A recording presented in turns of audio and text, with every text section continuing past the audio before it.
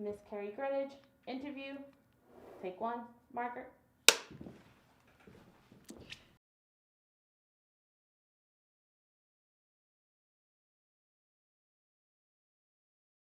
So the reason why using the term enslaved as opposed to slave is not just semantics, is that the term enslavement really puts the onus on the institution of enslavement itself as opposed to categorizing the human beings that were enslaved.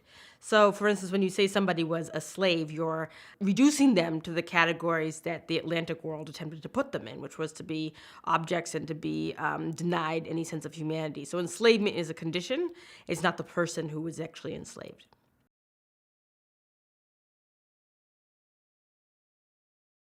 One of the things we know is that African Americans, while a majority of African Americans are descended from enslaved people, slavery itself was a long institution on North America.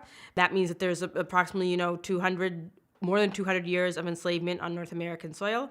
It means that enslavement as a category differed over space and time. It differed whether you were from Massachusetts versus whether you were from South Carolina versus whether you were enslaved previously in the Caribbean and then made your way to North America. So one of the things that as historians we try to do is provide for that nuance. And providing for that nuance is pointing out that because enslavement existed over a long period of time, it doesn't mean that all African Americans are defined by what we suppose slavery looked like from movies and TVs, most of which captures slavery from the 1850s as opposed to kind of this long trajectory that exists in the United States.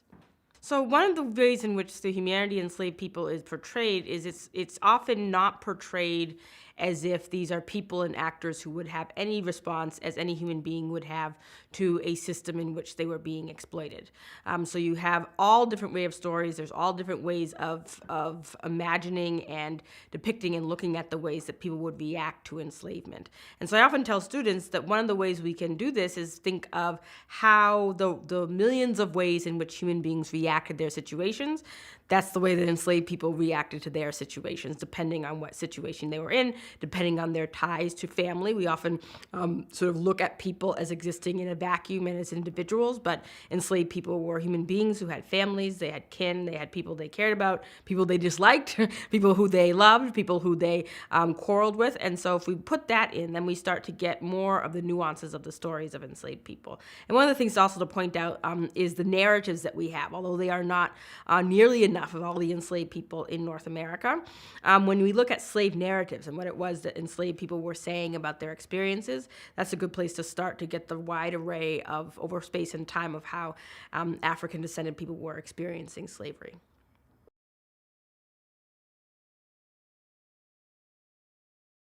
One of the things we know about enslavement, since it was an institution that existed for over 200 years, is that it looked different and people had different experiences based on the area that they were enslaved. So for instance, in a state like South Carolina, where the African American community, the population was larger than the white community, slavery looked a different way. We know, for instance, that South Carolina, particularly Charleston, had very strict laws governing when slaves and enslaved people and free people could be out. They had a drum that would sound in the city center in Charleston that would signal that enslaved people had to be out of the city. But then if you went to someplace like New Orleans, slavery functioned slightly differently given the mixed population that existed there and the categorizations of enslaved people.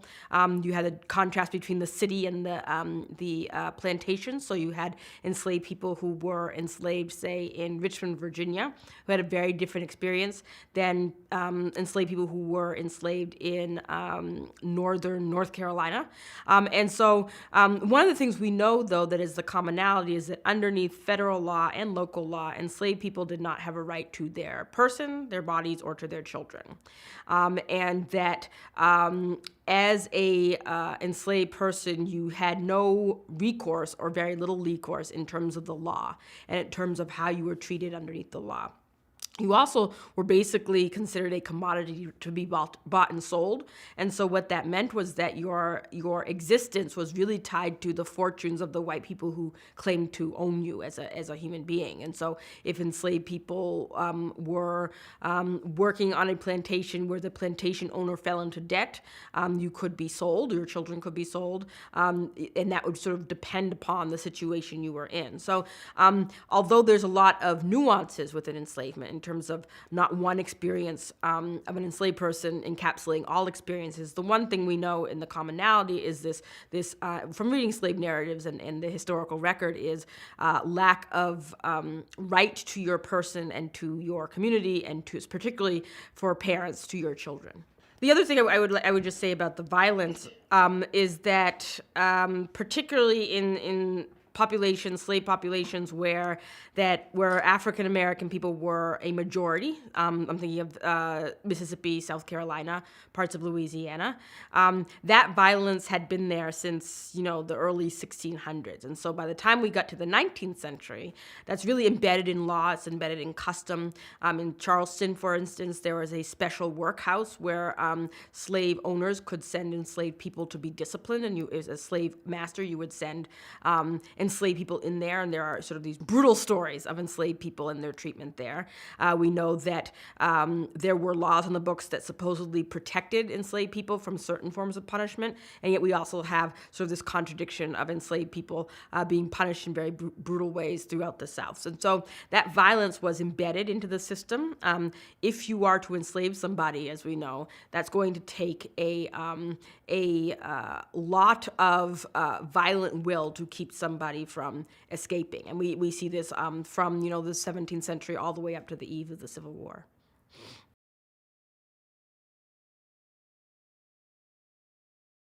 So one of the things we know about enslavement is that the ways in which African American women, and indeed African women throughout the diaspora, and throughout the Atlantic world, really were their bodies, again, because they did not belong to enslaved people themselves. Their bodies were really up for grabs by men, white men who were claimed to own them, but also white men who did not own slaves, who would claim to have rights to women's bodies. W.E.B. Du Bois said that this form of sexual exploitation and rape of enslaved women meant that by the end of the Civil War, 1/3 of all African American people in the United States were the product of some type of sexual relationship, willing and unwilling, between white men and enslaved women or non-enslaved black women. And so this was pervasive across the South. We know that certain areas in the South, particularly a place like New Orleans, in a place like Charleston, there were enslaved African women who were kept as concubines, mistresses of white men across the South. But this changed over time. So a form of enslavement and sexual exploitation, the way it looked in 1790s Virginia, it looked very different by the time you got to New Orleans in the 1850s. Harriet Jacobs, who's an enslaved woman who came out with Incidents in the Life of a Slave Girl, talks about the fact that this was part of a enslaved girl's life, that by the time an enslaved woman reached the age of early teens, 12 or 13, this was sort of a perilous passage in a slave girl's life, is how Harriet Jacobs referred to it. And so it shows that this kind of view of African American women and girls as being the property, the gift for white men, or for sort of the sexual predatory nature of the society in general, that was accepted at the time.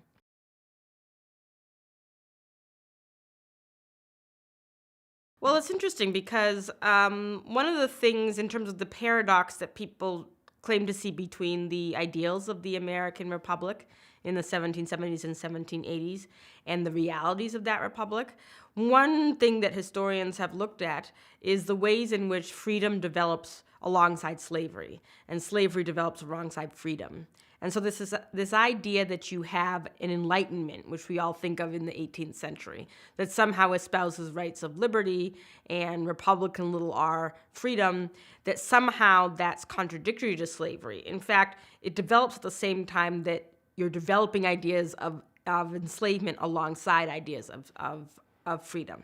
And so one of the things to look at it is that many of the founding fathers who make these proclamations in the 1780s owned slaves. Thomas Jefferson, for instance, we know was having a relationship with an enslaved woman named Sally Hemings, and that this was common throughout the colonies as they're seeking their independence. And so one of the things to look at is not to say that it's hypocritical, but to say that what does it mean that enslavement is so entwined in the American imagination and American politics with slavery, and that those two things develop at the same time, and that for a majority of the history of the United States, those two things have not been seen as opposite, but yet have been seen as two sides of the way that the United States functioned, and that until very recently, that was seen as perfectly in keeping with ideas of what it meant to be a free society.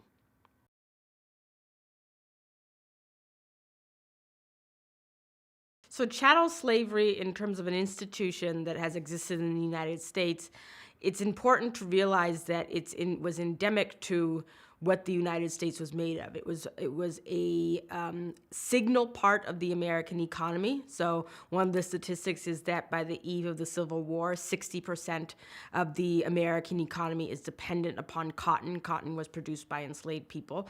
And 70% of the economy in Great Britain, the textile economy, came from the American South. So that gives you an idea of how economically this system was part of the United States. But it wasn't just cotton. It was the institutions that were created, and this idea that colonies, places like Massachusetts, places in the North and in New England, had enslavement, going back to the 1630s.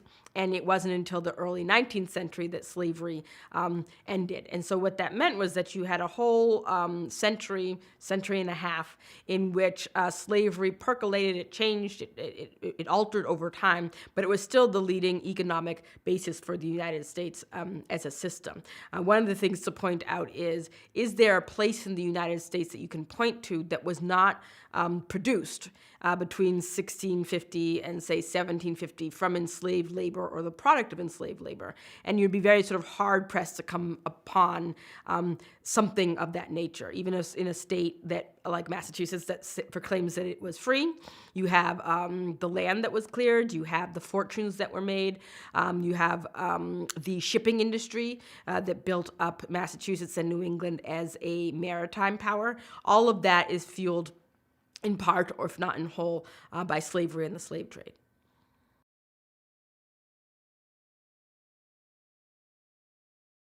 Okay, so because the United States, the way the Constitution was created, it created what was called the Three-Fifths Compromise. And basically what that said was that in order to count representation in states, how many seats a state was going to have in Congress, you counted the population, but then you also counted 3/5 of all other persons, is how it was phrased. And basically what that meant was that the southern states, because of their large slave population, 3/5 of the slave population would be counted as representative, even though those enslaved people could not vote.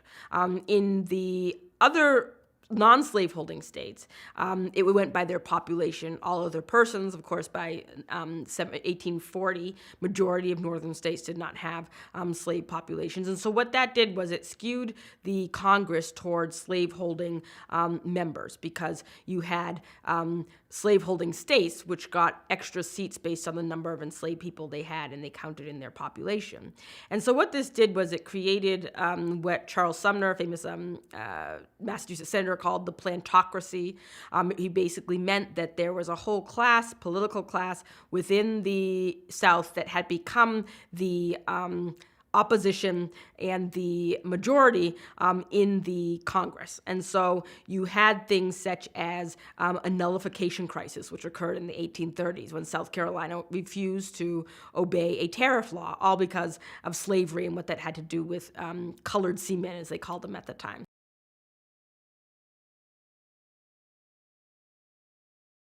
You have, by the 1850s, the whole political system being based upon the conflict between political parties, the Democrats and the Whigs. And the Whig Party was a descendant of the party that was in England at the time. By the 1830s, 1840s in the United States, it was divided between those who were Whigs, and so that meant that they believed in, broadly speaking, they believed in, industry, they believed in economic, support by a federal government.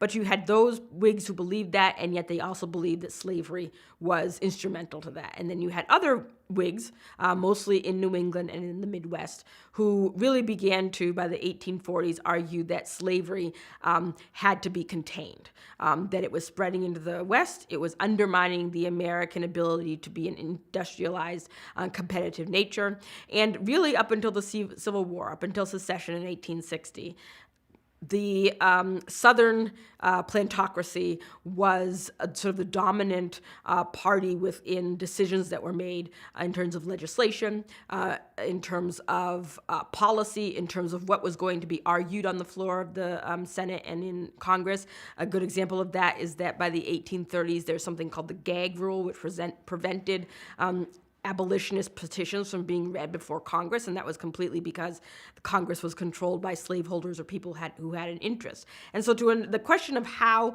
the slave interests in politics and something like the Whig Party influenced the North really was constantly walking a compromise with what the North saw as economically and the future of what they saw the country as, and then also having and knowing that depended upon alliance with the South. And so it's really a very small minority of Northerners who, even as the Civil War unfolded in 1860 and 1861, it's a very small minority of Northerners who argued that slavery was untenable, that it couldn't exist. Most Northerners were really thinking of slavery as an institution that could be molded to something that would not spread into the West, but something that they were not arguing had to be completely abolished.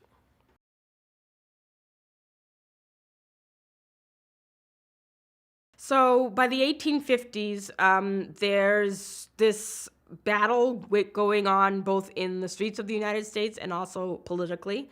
Part of that had to do with, in 1850, there was a law passed called the Compromise of 1850, which admitted California and Western states into the Union, but outlawed the slave trade in D.C., enacted a very strict federal fugitive slave law, but also sort of had popular sovereignty for states that were coming into the United States. And so this piece of legislation was meant to be a compromise between North and the South. However, what it did was it entrenched these differences, political, cultural, and racial, between the North and the South, between those who wanted to see slavery spread into the West and those who wanted to see industry and free labor spread into the West. And so by the early 1850s, you had a slogan that was being chanted by many Whigs who were conscience Whigs, one of them being Charles Sumner, who their argument was free soil, free labor, free men. And basically what they meant by that was that the United States had to have an economic system in which people, and in most incarnations of this they meant white men, could work and they would be justly compensated for their labor, that it wouldn't be labor that they had to be coerced into doing. And so this became an entire ideology, particularly in the North, that attracted people to what became the Free Soil Party and then eventually morphed into what was called the Republican Party. And so people like a Charles Sumner argued that you had free soil, free labor, free men, but they also had this whole ideology surrounding what it meant to be a citizen. And one of the things they thought that meant was this idea of consent of the governed. The fact that as a person, you had to consent to the systems under which you lived. And that this was going to basically bring into practice what had been declared in the 1780s and 1790s in terms of Republican, again, little r, form of government. By 1854, this had a specific urgency, this idea, because of the Kansas-Nebraska Act, which basically argued or went against precedent that had existed in the country for a little over 30 years.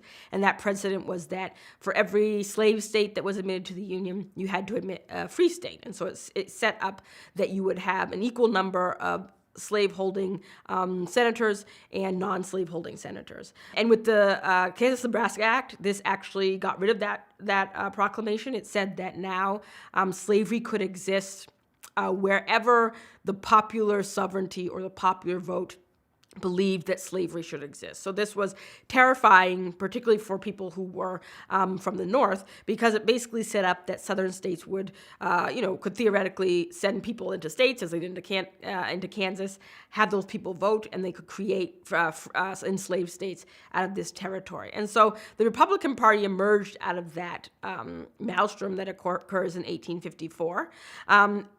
During this time period, though, there were many or most members of this new Republican Party who were not necessarily abolitionists. In other words, they didn't necessarily think slavery should end immediately. They did believe that free labor should exist in the West, but they often had no designs on ending slavery where it existed in the South. Abraham Lincoln emerged as a member of this Free Soil Party and then as a member of the Republican Party. And he was very clear all the way up until secession and really up until 1862 that he did not wish to end slavery where it existed. That slavery where it existed, he did not believe could be abolished by the federal government. As the Civil War continued, of course, that began to change due to things that were happening on the ground, but it really was still a very radical position in the early 1860s to say that slavery itself should end, and that slavery should end, and that slave owners should not be compensated for the loss of the labor of the enslaved.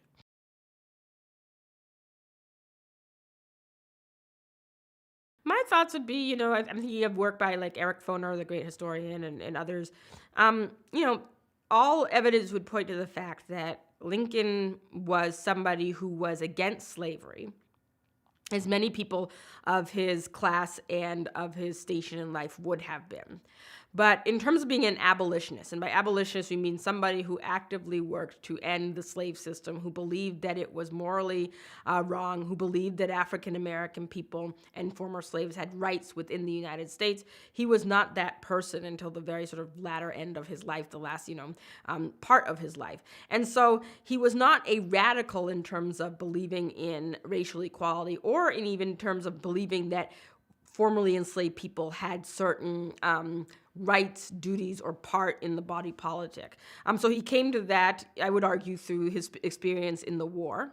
And so my challenge would be to historians is to say, what would it matter if he was somebody who was strategizing and was kind of this brilliant mastermind who was like storing up to become an anti-slavery person, or whether he actually was somebody who was not involved in anti-slavery. The effect was the same, and the effect was that it really was, African American people and enslaved people themselves pushing the boundaries through which even, people who professed to be Republicans at the time considered what freedom would look like. So the reason why I would argue that we can't either villainize Lincoln and say he did nothing for the cause of emancipation, or valorize him and say that he single-handedly brought about, the greatest, human rights moment in the history of the United States, is because Lincoln, like most white Americans at the time, was forced to reckon with slavery and its consequences due to Black people themselves.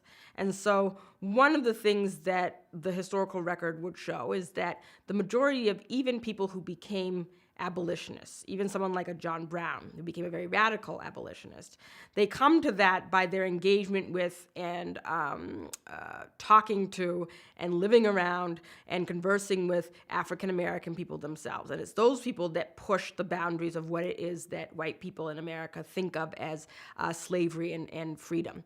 And so if we look at Lincoln in that context, that he was a white man who was brilliant in terms of the way he approached politics and his ability to negotiate. But that did not mean that he was somebody who was a radical in terms of rights for African Americans. It does mean that given what happened during the Civil War, the fact that as early as 1861, you have African American people fleeing and joining places where the Union Army was stationed. That's a problem in real time on the ground that somebody needed to respond to. He, as the executive of the United States, had to respond to that. And even with that, we know that his response initially was not something of immediate emancipation. His response was looking at it as a political issue. So I would argue and challenge Americans to look at Lincoln as somebody who is like a good majority of people we tend to revere in terms of their position on civil rights and human rights, which is that often those type of people are are forced into their reckoning with a system that they want to abolish because of the people who are most affected by that system. It doesn't just happen because somebody suddenly has this benevolent moment where they say, I'm going to end slavery. It usually happens because they have an interaction with Black people who are pushing their boundaries. An example of this would be William Lloyd Garrison. So William Lloyd Garrison was from Newburyport, Massachusetts. He is an evangelical and a moralist in terms of religion. He says, slavery needs to end, but he was somebody who initially supported the American Colonization Society. He was somebody who didn't really have many thoughts on what would happen to African Americans once they were free. And then in Boston, he meets the Black community in Boston. One of the people he reads is David Walker, who has this treatise in 1829 that talks about the need for immediate end to slavery. And William Lloyd Garrison, that sort of pushes him, even though he remained nonviolent, it pushes him to really reevaluate what it is that he thinks about how slavery should end. A similar thing happens to, Charles Sumner as he's becoming involved in the Senate and politically. Again, he becomes somebody who was very involved in the fight against segregated schools in Massachusetts, and through that ended up being more radicalized than he probably would have been before. And so I would challenge us when we're looking at Lincoln to look at him in that way and to use that to look at what does it mean when somebody becomes someone who is on the side of an oppressed group that is not their own. And often it would seem to indicate that they come on that way. It doesn't make it any less sincere, but it does mean that it's true. It means that they come to that position based on the action of enslaved and disenfranchised people themselves.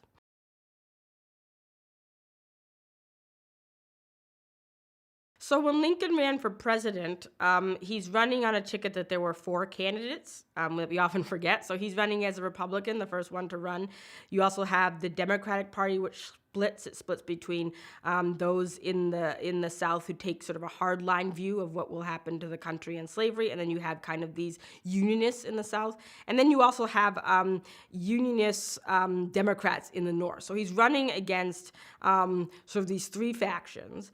He's elected, but almost immediately when the returns start to come in that he's elected, you have this convention movement across the slaveholding South in which legislators from South Carolina begin to go around the South to different legislators across in other slaveholding states and ask those states and push those states to talk about secession. So this happens, the first one happens, a secession meeting happens in December 1860. He's just been elected a few weeks before. And by February 1861, you have southern states, the majority of them have voted to secede. And so that's a 3-month period where Lincoln has been elected. There's a lame duck administration that's in office from roughly November to March. And during that time, he loses basically half of the country. Half of the country claims that they are now no longer part of the country and that they are their own country called the CSA. The other thing that happens with that is that very quickly, southern states, because they consider themselves another country, they withdraw their members from Congress. They withdraw their members from the Senate. They withdraw their members who were heads of certain courts and certain military bases in the South. That's how we get Fort Sumter. Fort Sumter was a federal fort, and so the Southerners leave that fort. Lincoln sent in an unarmed boat to send supplies to the federal officers who were still stationed there, and that's when the Confederacy attacks. And so he really, when he enters office, he is entering office in a moment of crisis when the country itself, there was not a lot of belief that the country would enter on the other side fully whole. There were people in the North who were radical abolitionists who would have argued that the South should be allowed to secede because this was best for the morality of the country. You had others who were saying that the South shouldn't secede, that the country would economically explode. And then you had others who were sort of like now, who were probably not particularly paying attention to what was happening until they heard about the assault on Fort Sumter. So he's entering when the country is kind of at this this moment of crisis. In terms of how he was viewed in the North, you have many people in the North who were anti-slavery, but they did not believe in the Republican Party. They thought that the Republican Party was allied with women's rights activists. They thought that the Republican Party was allied with the rights of the Negro. This was a phrase that was put in Northern newspapers at the time. They tended to think that the party of the Republicans was much more radical than it actually was. And once Fort Sumter happens, in certain states, that pulled some of those Northerners who were on the fence about their support for Lincoln. It brought them in. So someone like the general from Massachusetts, Benjamin F. Butler, who ends up becoming one of the architects behind the contraband of war policy. He was a Democrat. He was somebody who, even though he was sort of ambivalent about slavery, he believed that the South was right in their ability to own slaves. And once there's the assault on Fort Sumter, Benjamin Butler becomes an officer in the Union Army and transforms into a radical Republican. And so Lincoln really enters office at a time when he's not really seen, particularly if you were a radical abolitionist, as somebody who is a radical abolitionist. The only people who saw him that way were people in the South who were trying to secede. Although he was a Republican and the first Republican candidate, he was not recognized as someone who was radically going to change the racial status quo of the country.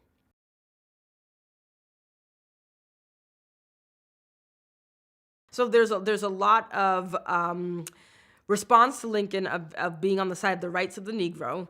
There's a lot of response of him he's going to free the slaves. And we know that Lincoln himself, this isn't his goal at all as president, and that his goal as president, particularly in 1861, 1862, as he keeps saying, is to keep the Union together, right?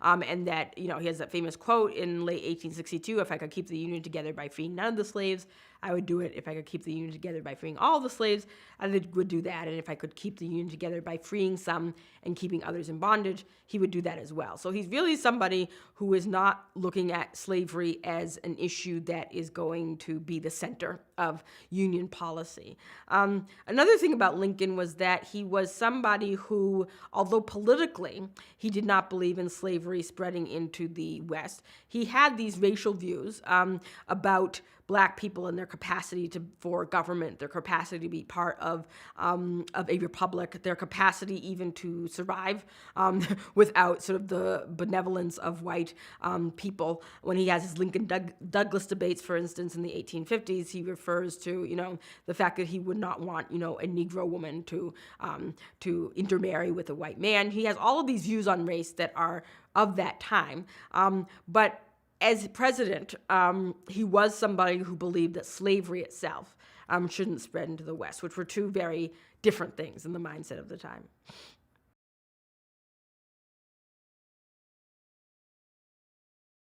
I know that there's a lot of debate, unfortunately, in terms of the United States, in terms of, these southern states were not fighting the war because of slavery. And there's a great book by a man named Charles Dew, who's a historian, and he went and looked at all of the secession papers and petitions of Southern secession legislation. So these are the legislators who met between December 1860, and March 1861, in which they're basically going around on a circuit across the South, urging Southern legislators to meet and to vote to secede from the Union. And the rhetoric that they're using in those pamphlets that they're sending around are making arguments that the Republican government, they refer to, of course, the Union government as the Republican government, is standing on the wrong side of history, and that the Confederate States will be the first country to stand by the solid truth that the African race is incapable of self-government,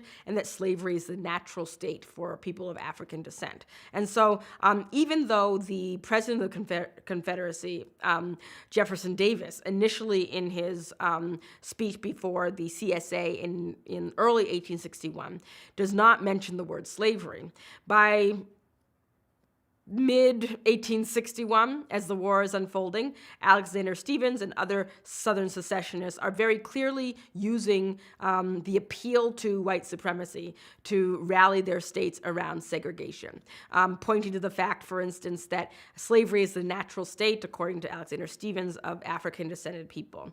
And this was sort of part of a long history of how slavery in the United States shaped political ideology, one of them being this whole theory surrounding the organization of society. There's a man named James Henry Hammond, who was a senator from South Carolina, who came out with these political books in which he argued that basically society was not meant to be equal, that the founding fathers had been wrong, and that basically there were certain castes of people who were meant to eternally be the slaves of other people, and that those other people were the aristocracy, that they were natural, that they were ordained, and that to disrupt that was to disrupt the goal of God. And so there's a lot of that rhetoric that floated around within the Confederacy, particularly once the Civil War began. And particularly as the Confederacy wins various battles throughout 1861 and into 1862, the idea that the Confederacy had been chosen and that this way of conducting and organizing society was actually ordained by a higher power.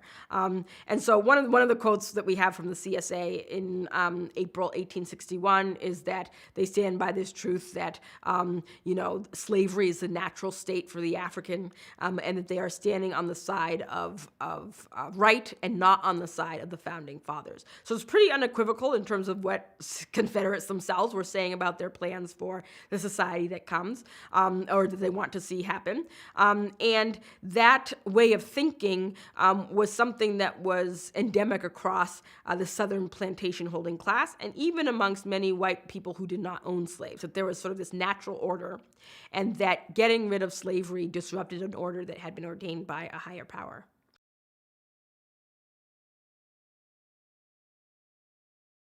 Yeah, so Lincoln was referred to as a black Republican. He was accused of having, at one point, of having a black Negro mistress. He was accused of trying to inflict formerly enslaved people onto the South. And so there's all of this ugly rhetoric that surrounds him that's in the mainstream press as well. There's also a lot of ugly rhetoric that comes out in terms of the people that join his cabinet, right? And sort of pointing to them as being somehow in bed with or aligning with enslaved people, particularly enslaved women. So they're kind of turning this into a gender issue that somehow Lincoln is and his cabinet are bringing sort of African-American women into their beds and into their homes, and that this is immoral. The irony, of course, being that a lot of Southern slaveholders at the time who were secessionists actually did have children with enslaved African-American women. So he's facing a lot of racial vitriol. The Republican Party in general faced this racial vitriol and this idea that they were black Republicans. There were even newspapers that accused Lincoln himself of being black, that somehow he was masquerading as something that he was not, as sort of racially at the time.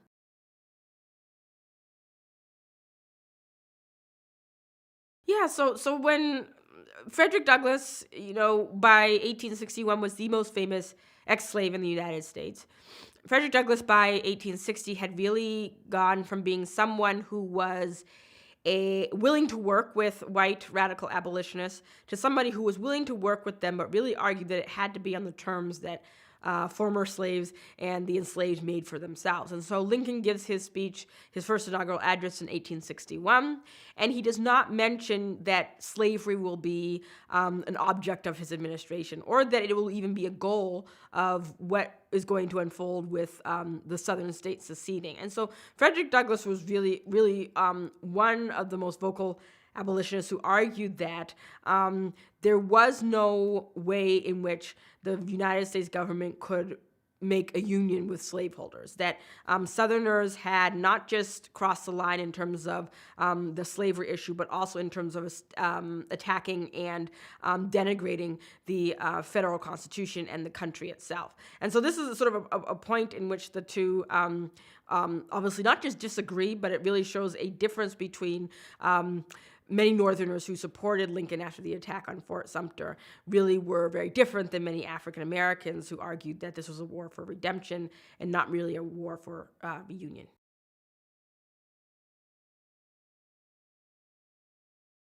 So by 1862, Lincoln begins to meet about setting forth a preliminary Emancipation Proclamation. And this was after various losses by the Union Army at Bull Run in Virginia.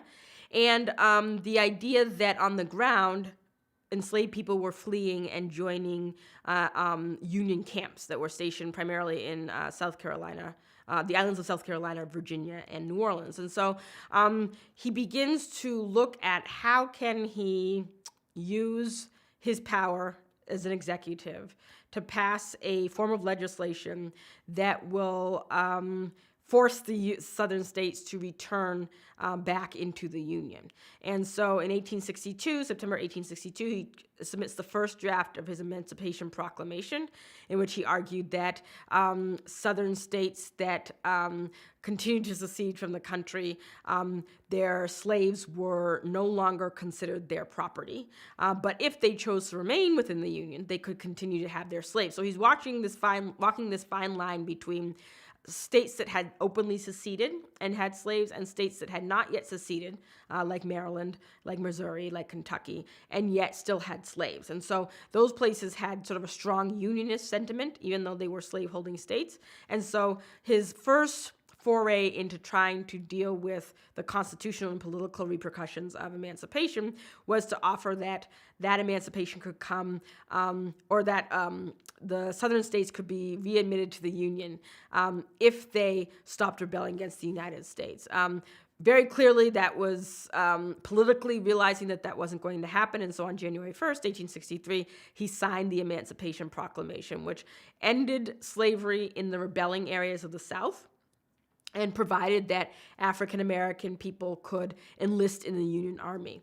And so one thing about the Emancipation Proclamation is that as historians and as political scientists and historians, we know that it did not free a single slave in the United States, so it didn't say that slavery was illegal in the United States.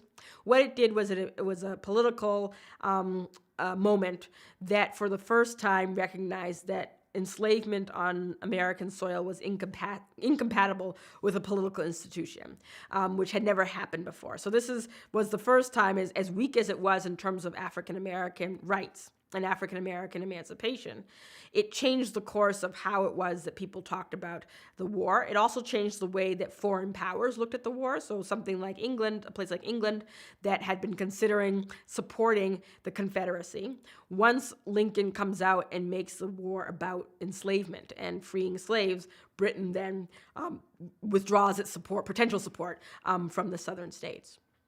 England, again, 70% of their cotton that they use in their textiles came from the South. So economically, it's one thing. There was also a lot of affection between the lifestyle that was this heavily hierarchical society in the American South and segments of the English population, which sort of liked the fact that, or liked the fact that the South had this theory of hierarchy and that it was a natural thing. Once, however, Lincoln's Emancipation Proclamation came out, the British government would have found it difficult to support the Confederacy because Britain itself in 1833 ended enslavement in its colonies. And so that would have been, politically, it would have been something that would have not have been advantageous for England.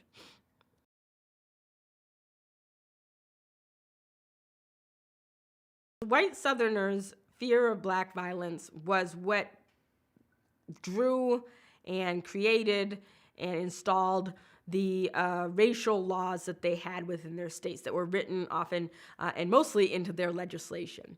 So really from the time slavery begins in the 17th century, white slaveholders had an intense fear of the revolt of enslaved people.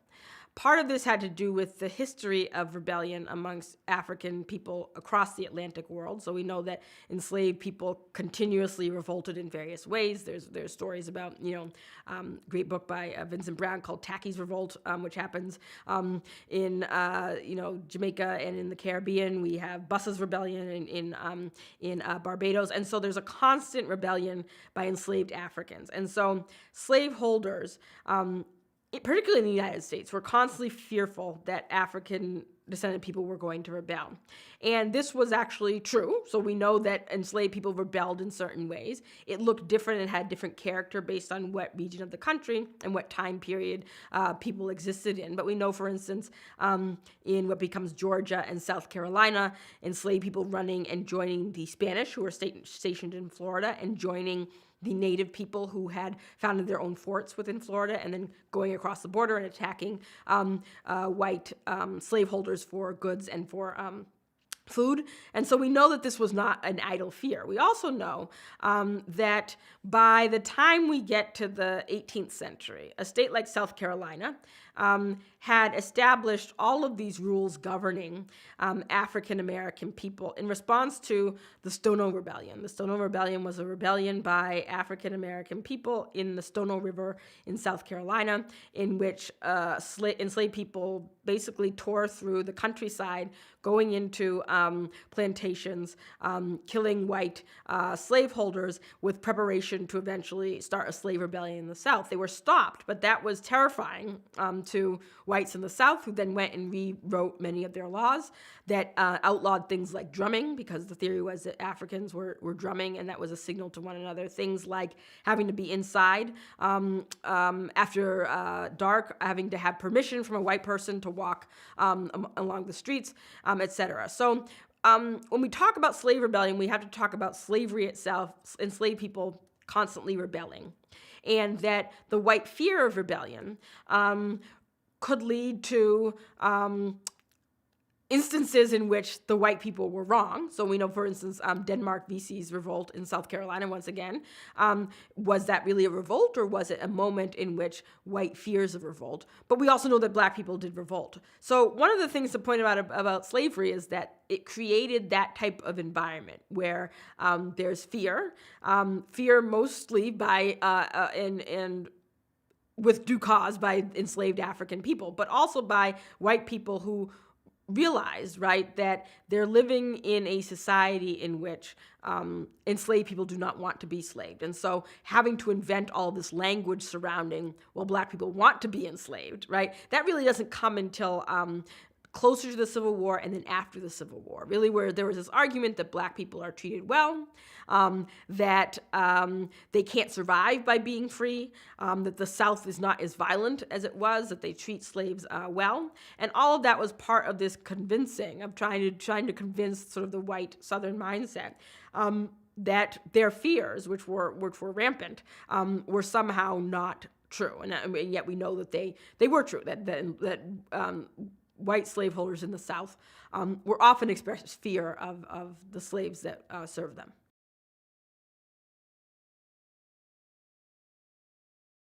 So in Louisiana, the Union Army ended up arriving in New Orleans. And so New Orleans itself was a city that was under Union control, even though Louisiana as a state had Confederates in it and still had slavery. The Plaquemines parish and the Plaquemines plantation was a plantation in which African Americans continued to work on the plantation, the sugar plantation, as the Civil War got underway. And yet the enslaved people on this plantation argued that they should be paid, that they should be compensated for their labor because they realized slavery had ended. So this is 1861 and going into 1862. And the enslaved African American women in particular refusing to harvest the crop until they were paid what they should be paid. In terms of a wage. What I should also point out about that is that this was one event, but one among many in which this happened across the South. So we see this in Louisiana. We see it in Port Royal in South Carolina, where African Americans continue to cultivate the cotton, but demand wages, and they end up being paid. And so this was part of, even as the Civil War was unfolding, even as Lincoln himself as president was debating whether or not this was a war about slavery and was very adamant that it was a war about union. African American people, particularly African American women, are protesting, right? And they're protesting by demanding that they be paid. Work stoppages, we know what happened throughout the South during the Civil War, picking up and leaving and running away. And so it really speaks to this idea that the war itself is conducted and has an outcome based on how Black people themselves are responding. And that, in Plaquemines Parish, the white landowners were not going to pay Black people. They hadn't paid them for, however many decades. They're going to have to consider this as the Black workers on there protest for their pay and also protest against their treatment.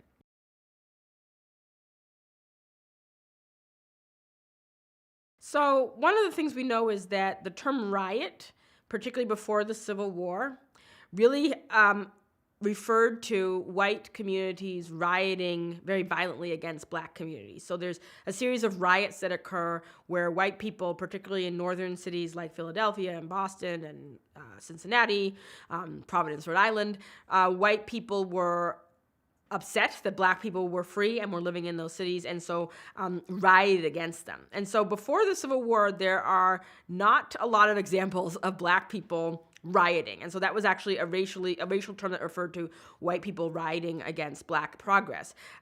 In terms of resistance, when African American enslaved people resisted slavery, it accounts for all the varieties of ways in which they would do that. And it accounts for the fact that often this was a resistance not just to enslavement, but to the entire system, economic, political, legal, that was framing and seeking to dominate and define them as human beings.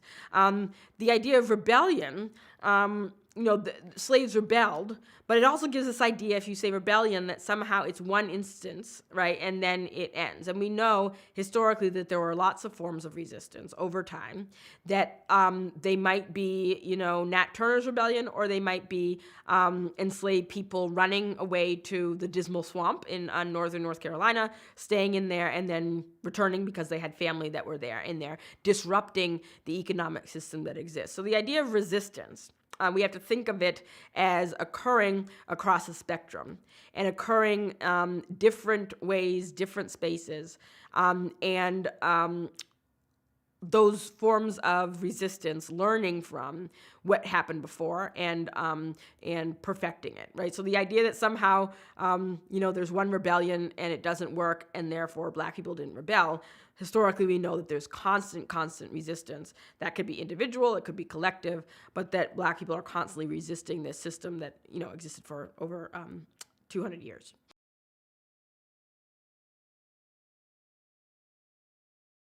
Pennsylvania was a state that was right on the border with the slaveholding South. It was considered as a boundary line that even though it was a free state, it had gradual emancipation, which meant that there were still enslaved people in Pennsylvania up until the 1840s, before the state actually got rid of slavery.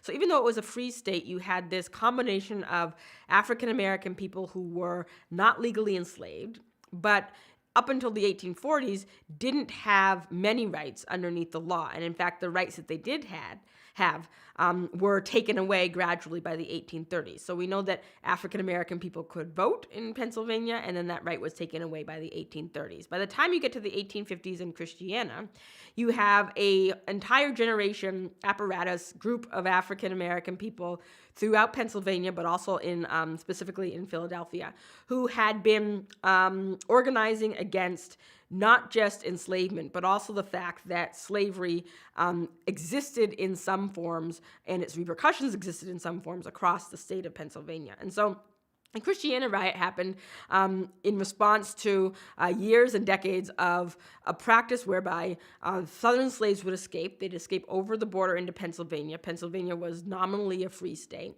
and yet those enslaved people being captured by slave catchers and returned to the South. And so this had been occurring relentlessly in Pennsylvania, specifically in Philadelphia, going back to the 1780s. And the Christiana riot was one of those moments in which the Fugitive Slave Law of 1850 strengthened the right of slaveholders. So it said that if you were a slaveholder and your slave escaped, you could now use federal power to reclaim your slave. And that if a judge ruled against the person you're pursuing being enslaved, they did not receive as much money as they would receive if they ruled that person was enslaved. So it's this whole sort of mechanism. And so at Christiana, you have the town gather together to protect enslaved people who are in the town. We have to think that it is 1851. It's at a moment when additional riots had occurred to save enslaved people in Ohio, in Massachusetts, in Rhode Island, and that this is one of them. And so they arm themselves, they protect themselves against the seizure of the enslaved people in Christiana, and as a result, they are put on trial, which was perfectly legal in the laws of the time, given the fugitive slave law. And eventually they are found, the participants are found not guilty. But one thing to point out about the Christiana riot is if we just think of how much of a risk it was to take to defy this law, because it was 1851. At that point, most abolitionists and certainly many African Americans really believed that the country was in a moment of a standstill between slaveholders and non-slaveholders, that the federal government could not protect and had no interest in protecting or living up to its ideals. And so it's really this last gasp, or this first gasp in the 1850s, of a community really believing, and rightly so, that they don't have the law, the Constitution, or the morality of any institution on their side, and so that they have to take into their own hands how it is that their community is going to function. So what we know about this community in Christiana is the slaveholder coming into this village, but at the time what we know about Christiana is that it had a very vibrant, very active, very militant Black community that lived in the town, and that when they hear that a slave catcher, a slave owner, is coming into the area to reclaim their slave, that they have an elaborate system of protecting their communities and protecting themselves. And one of the systems was to signal one another when there was an approach by a slave catcher. The other thing that we know is that the residents and citizens of Christiana were very tapped into the abolitionist movement in larger communities such as Pittsburgh and in Philadelphia. And so when slave catchers arrived in the town, the shootout that proceeded was really started by the enslaved woman Eliza Parker sort of ringing a bell, which she was known to do in the community when there were sort of outsiders coming in, and then being attacked and shot at by the federal marshals as they descended on Christiana. One thing to also point out about the Christiana riot is that it really gives us an idea of how well organized Black abolitionist communities were. We tend to think of them as being, responding to slave catchers after the fact, and not looking at the ways in which communities like the one in Christiana were really fortresses against enslavement, that were very well organized. And even though they are shot at, and Eliza Parker was shot, they end up resisting through the fortitude of the community and the fortitude of their themselves. The Parkers were eventually transported to Canada. Canada was a separate country. It was a country at the time that would not turn over fugitive slaves, and so they are one of the approximately 3,000 African Americans, some of whom were formerly enslaved, who crossed the border before the Civil War and settled in Canada.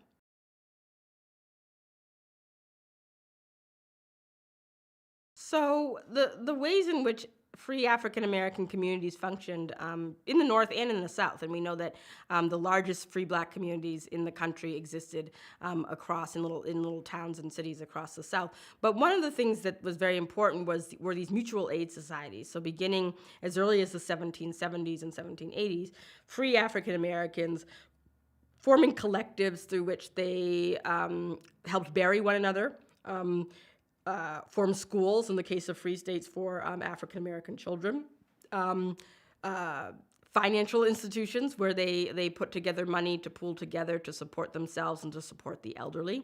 And by the time we get to the eve of the Civil War, the 1850s, these had really become a part of African-American life, both amongst free people and amongst enslaved people. And so you have mutual aid societies that existed across the North. You have something called vigilance committees, which were organized beginning in the 1840s, in which African Americans and their white allies created committees of people who would organize and raise money to, number one, transport slaves out of the country and to freedom, but also raise money to support efforts to protect communities like the one at Christiana from harassment by police officers and slave catchers.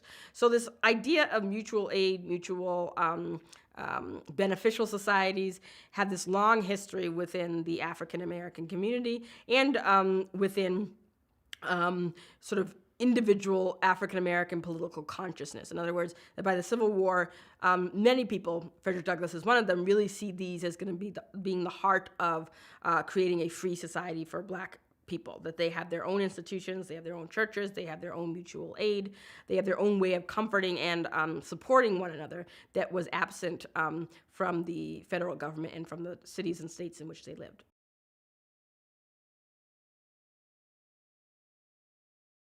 The biggest risk for African American people, particularly free African American people, was the threat of constantly being re-enslaved.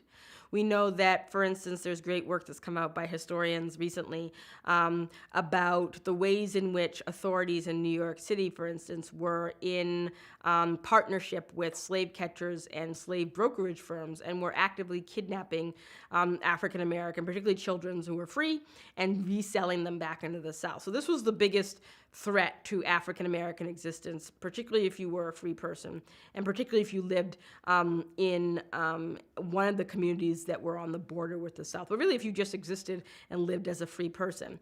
The other issue that occurred amongst free African American people was being cut out of and prohibited from being a part of everyday life in a republic in the United States. So not being allowed to attend school, not being cut out of certain jobs, being prevented from living and working in certain areas of cities and towns.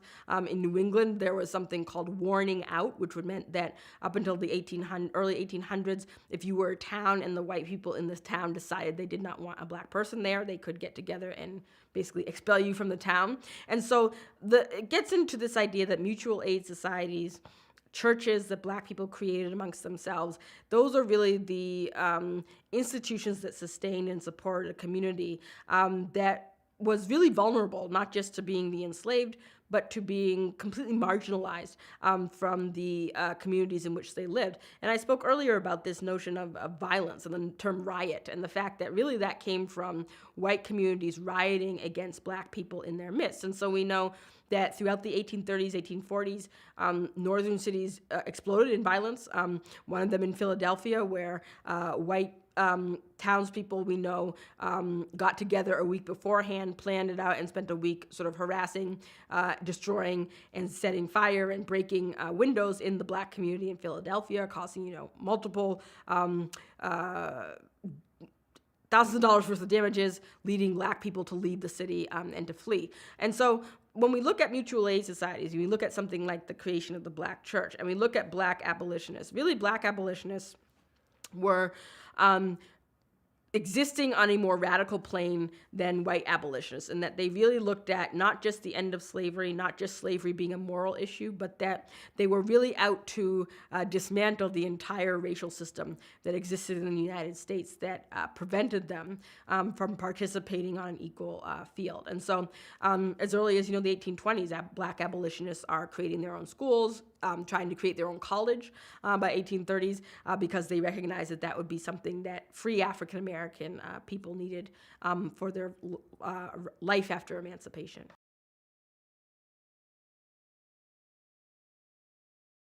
One of the things that Frederick Douglass was very good at was researching and collecting the stories of enslaved people like himself and finding a way to record them. So Frederick Douglass, by 1853, edited an incarnation of his paper. It was at one time called the North Star. It then became Frederick Douglass's paper, and then Frederick Douglass's Monthly. And so one of the things that he did was to interview formerly enslaved people and tell their stories within his newspaper. And he talked to a descendant who had worked on the Washington plantation in Mount Vernon. He talked to descendants of plantation owned by Thomas Jefferson in Virginia. And he really sort of focused on the ways in which people emancipated and freed themselves. And that African American people, for the most part, were not freed by somebody, right? It usually happened because either they paid for their own freedom or they escaped in some way. And so using the stories that Douglass did to illustrate the fact that freedom required agitation, and that enslaved people themselves had to constantly fight against the forces that were preventing them from realizing their freedom.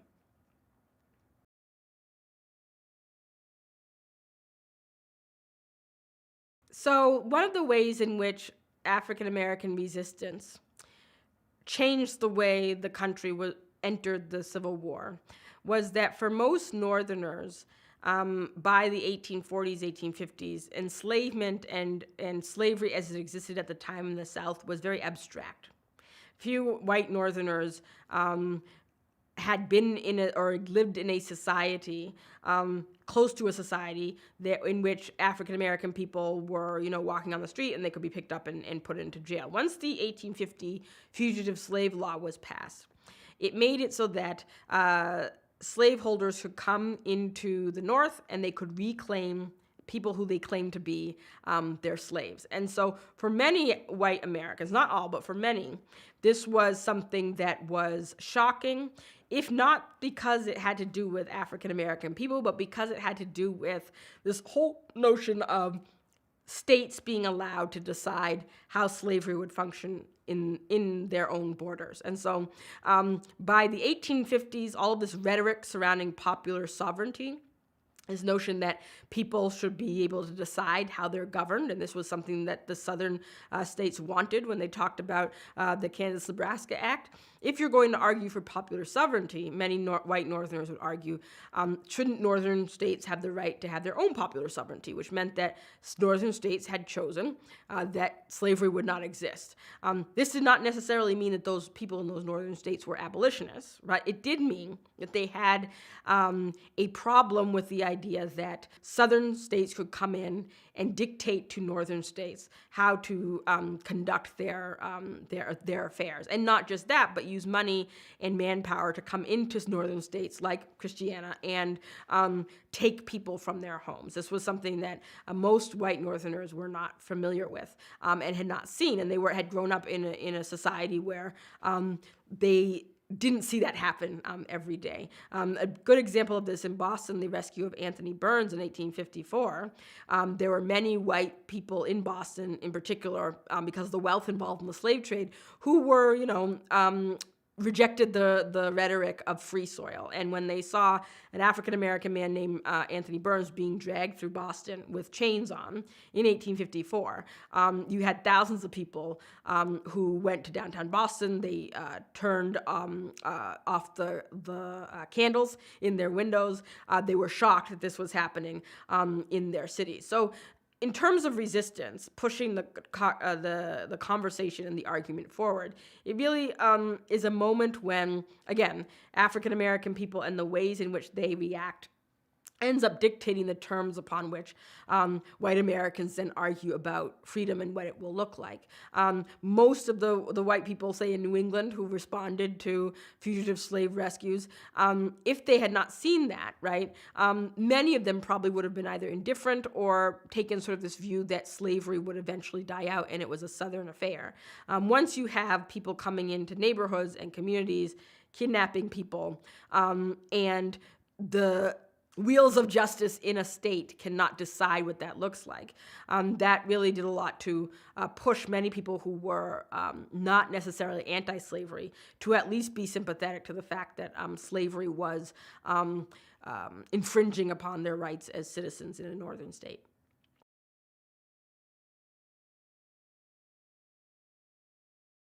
So Frances Ellen Watkins Harper is one of my favorite people from history. She's, born free in Baltimore, Maryland. Her family was part of a free black family that worked a lot on building these institutions amongst black people in Baltimore. She was orphaned at a young age. She eventually became a poet and became a lecturer with the American Anti-Slavery Society, touring around the country, speaking out against slavery. And she was a poet. Very prolific poet who wrote poems that alluded to the Bible and deliverance from oppression, but also wrote about the experiences of particularly black women under slavery.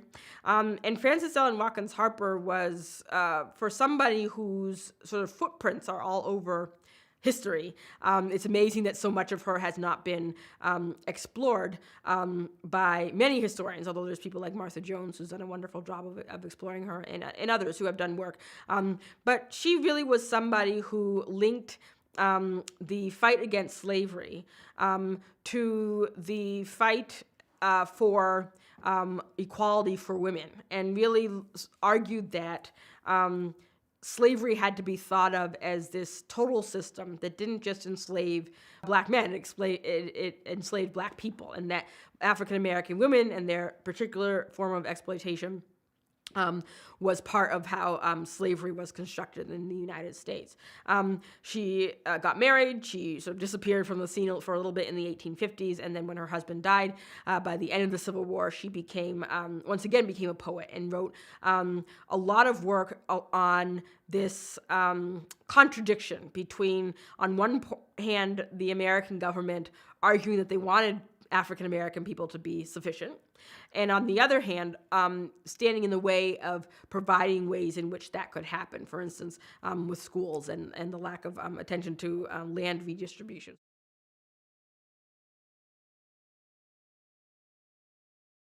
The Purvis brothers, who were African American men who were born in South Carolina, came to or went to Philadelphia and helped found the vigilance committees. You have the Fortons. You have all of these communities of black people who were radical abolitionists in the sense that they really believed that the country needed to live up to a notion of representing being represented by people who were voted and decided upon by the people, and having equal rights and opportunity before the law. Why did they fight? I think that's a difficult question. I think that many African American people who were free, who lived in the North, had family who was still enslaved, which gives an idea of how entrenched the slave system was in the country. So you could be an African American person who was free, and the Purvis family in Philadelphia is a good example of this, and yet have relatives who were still enslaved in the South. And so for most black people, this was something that was very personal. You could marry somebody, for instance, and live free, and then suddenly you find out that that person's family or that person themselves is suspected of being a former slave. And so it was very personal for African American people. I should say, though, that we in realizing that, we also shouldn't collapse the notion that every single black person was an abolitionist. You did have people, and David Walker spoke about this, Frederick Douglass spoke about this, Frances Harper spoke about this, that there always have been people in every society who have tended to take the tactic of non-resistance, right? Choosing not to protest in the face of tremendous exploitation and injustice. And those people were as much a part of the black community as they have been at any other time. The difference in the period before the Civil War, however, is that because you had black families who were so intertwined with slavery, and because the majority of black people had family members, husbands, wives, who were still enslaved, slavery was very real to them in a way that we often miss, particularly as historians. We think that somebody was free in Massachusetts or in Pennsylvania, but if your grandparents or your uncles or your in-laws are enslaved in another place, this is very, very personal and very visceral to you as a person.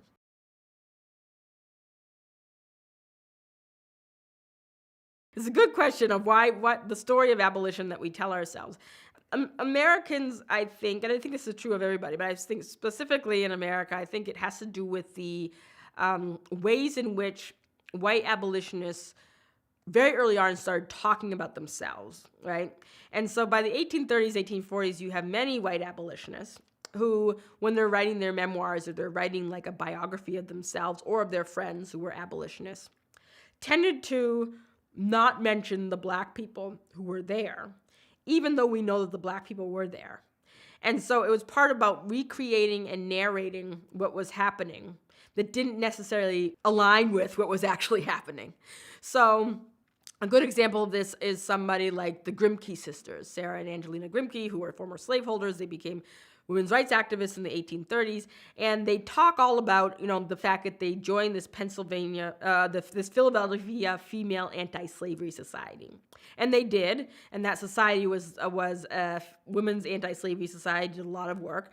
But in a lot of their writings, they failed to mention the black women who were actually there before they got there, who helped organize this in the 1830s. And so part of the reason why many contemporary historians tended to not see black people in there was because if you were just to rely on what white abolitionists said about being an abolitionist, that's the story that you would get. The other thing is that's even more infringes on how we look at the abolition movement is that there still is this notion that somehow because people were enslaved, they were somehow not human beings who were capable of interacting with the economy and politics in which they lived, right? And that somehow, this is the myth of the enslaved person who somehow is not as bright, not as accomplished, not as knowing, not as, plugged into the political currents that are going on as white people around them. And so I think that has a lot to do with in terms of historians.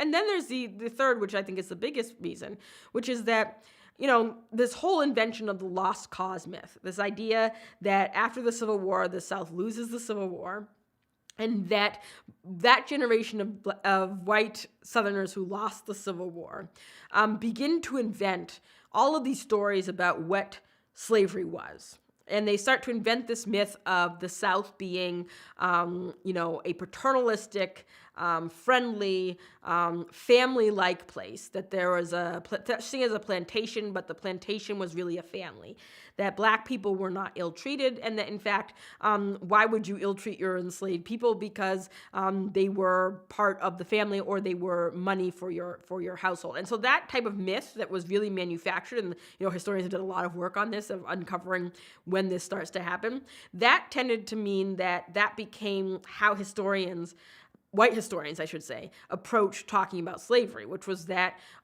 it wasn't as bad as people thought it was. It was actually just kind of this benevolent, kind of minor institution. And therefore, why would you listen to what enslaved people have to say? They were actually pretty well taken care of, right? So, and even if they believed that they weren't, right, they actually were, right? And so it's kind of this process of creating that myth that then creates the notion that, well, abolitionists were probably just white people from the North who were, butting into life in the South. And they were well-meaning, but they really didn't understand what our system was in the South. And abolitionists, yes, they were self-righteous and they were, holy, but they really didn't understand. So that becomes kind of the rhetoric. And so in order to tell that story, you would have to cut out African-American people as abolitionists, because you would have to argue that really abolition wasn't really necessary, it didn't really have an effect on anything, and that white people who were abolitionists, they were really kind of snooty Northerners who were, didn't understand the way real folks, quote unquote, in the South were living.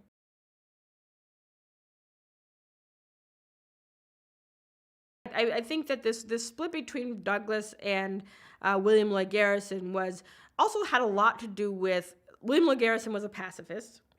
He did not believe in using arms to end slavery, although he was sympathetic to someone like David Walker. He did not believe that the Constitution of the United States was a document that could support anti-slavery, right? He really believed that it was a slave-holding document. Douglass, when he escaped from slavery, became a spokesperson for the anti-slavery cause, traveled to England, published his narrative of his life, and really became kind of the face that most Northerners first saw when they encountered this discussion about slavery.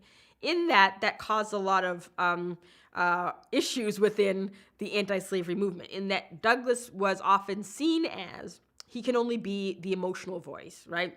He has no real analytic or political notions to add.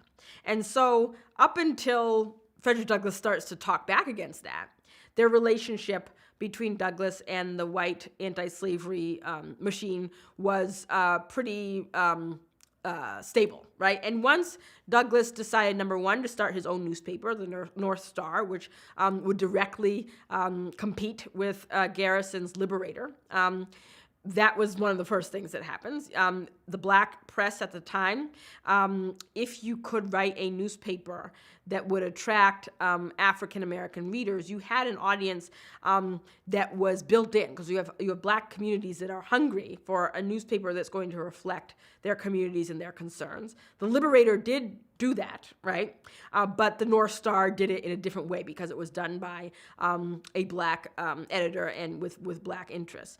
There was also, by the 1840s, Douglass really seeing that the Constitution, the political system as it existed, could be used in some ways to push against slavery. So he was a big believer in this Liberty Party, which is a predecessor to the Free Soil Party and the Republican Party. Garrison argued that he was apolitical, that he could not support a political party or institution because it was pro-slavery. Douglass, by the 1840s, is reading and studying the law and really arguing that there is anti-slavery within the structures of the Constitution that abolitionists can use. And so they have a split over this, but Douglass also had a split with other white abolitionists who he saw as not using their platform beyond sort of this idea of moral suasion, which was what Garrison thought. Garrison thought if you appeal to people's moral sense, their Christian sense, their idea of morality, eventually the white people are going to come around and have a moral attack on slavery. And Douglass, by the 1840s, living as a now free man with children and family of his own, really starts to question that whole idea that you can convince somebody that slavery is wrong. He really believed that slavery, like David Walker pointed out, would only end if there was a form of powerful armed resistance, and that was inevitable if slavery didn't end. So Douglass had a falling out with white abolitionists and white anti-slavery activists, but I should say that he still was beloved by many members of the white abolitionist community because of his support for women's rights throughout the 1840s and 1850s. So he, on one hand, he's losing his friendship with Garrison. On the other hand, he's gaining a friendship with controversial figures in the white women's and anti-slavery movement, like Elizabeth Cady Stanton, and by the 1850s. So he definitely was somebody who, as an orator, as a political being, he shifted away from the idea that he just was a figurehead who spoke about emotions. He really was talking about action in politics and what could actually be done in the legal apparatus that existed.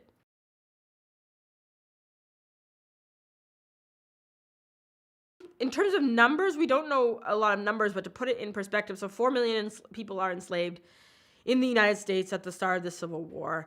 By 1864, there's, tens of thousands of black people who are farming land in the islands off the coast of South Carolina. You have thousands of black people in New Orleans who, such as at Perkins Parish, who are refusing to work unless they get paid. And then you have, as the Union Army makes its way into the South, hundreds of letters that are sent by Union Army officers saying, what do we do with the black people who are part of our unit as we're moving, right? And so in terms of the exact numbers, that would be hard to detect. In terms of the effect that had on the Union, and cannot be overstated. I mean, the fact that you have white people coming to fight for the Union before blacks could enlist, and those white people are told and believe that they're really just fighting to keep the Union together. And then they get to Virginia, and Black people come, and the Black people are the ones who are doing the work in the where they're stationed in the South. They're the ones who know what the South actually looks like and the land. Harriet Tubman, for instance, becomes a scout for the Union Army because she knows what the land looks like down in the South, whereas the North had very few actual relevant maps of what the South actually looked like and how to maneuver their way through.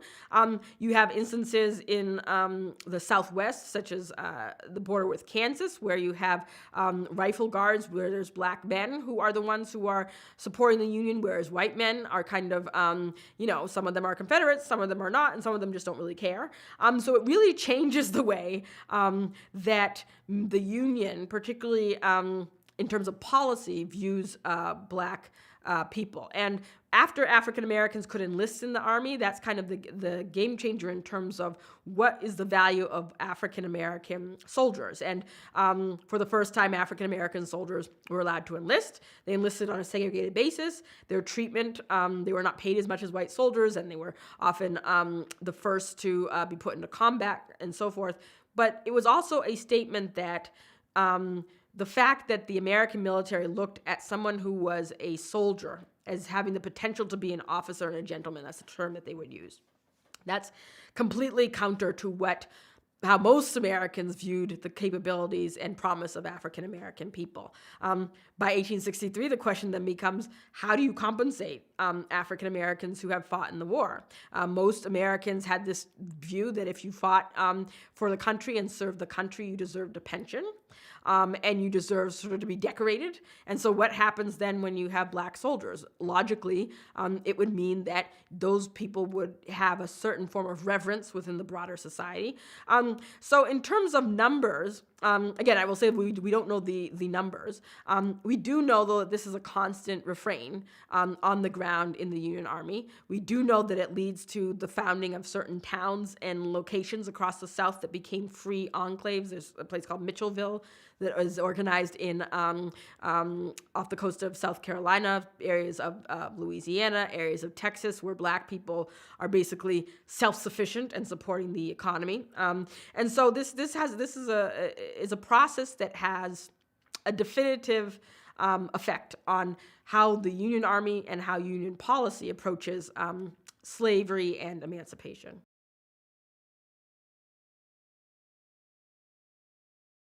The idea of colonization had been one that was proposed as early as the 1780s, when slavery was first kind of viewed in creating the American Constitution. By 1817, there was a group called the American Colonization Society, and this was a society that most whites, including someone like a William Lloyd Garrison, if they were anti-slavery, initially joined.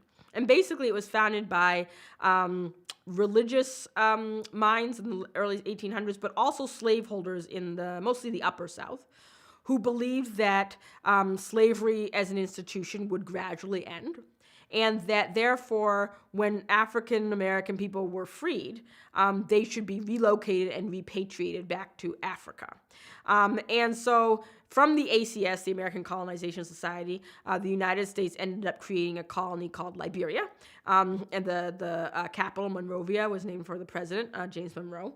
And there were a small cadre of African American people in the early part of the 19th century who supported colonization. Someone like a Paul Cuffey, who was a sailmaker and a businessman who lived off the coast of Nantucket.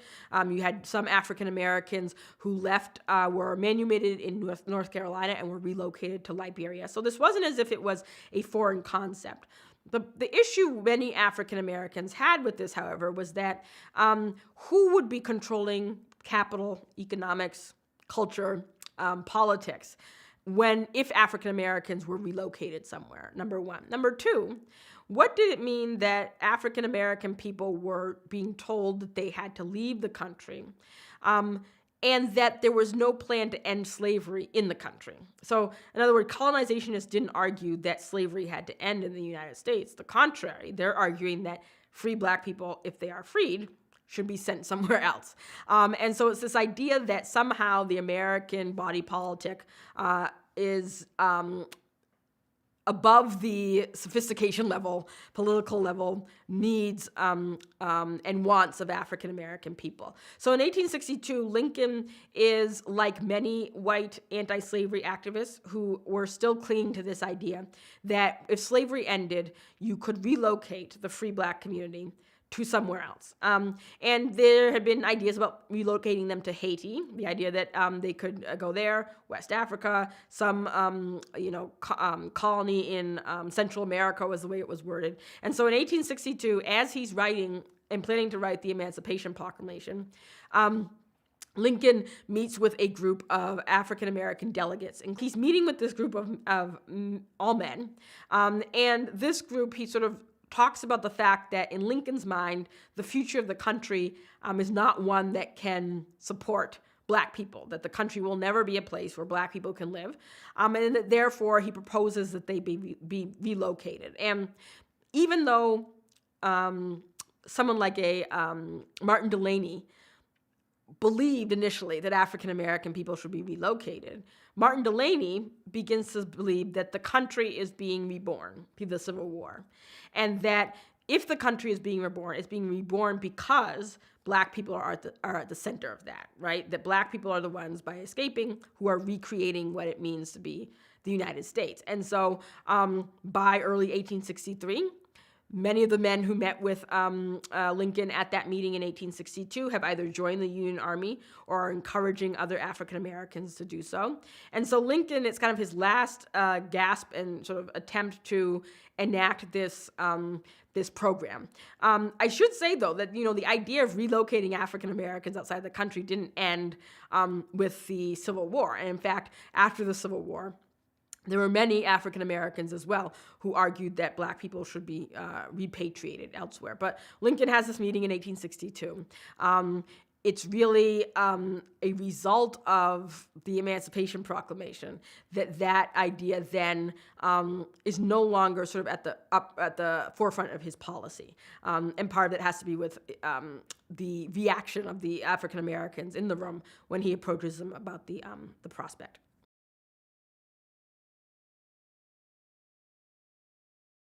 So Frances Ellen Watkins Harper's critique really had to do with the fact that African American people had been in the country since the country's founding, that the country belonged to black people as much as, if not more than, it did to white people, and that black people could rebuild and reframe the country in a way that reflected the ideals that were in place in the 18th century, but never came to fruition. Harper was also somebody who really believed that education of the formerly enslaved was the way that you were going to build up African American communities. You were going to create an educated populace that would then vote and be able to represent themselves in Congress and in the halls of government.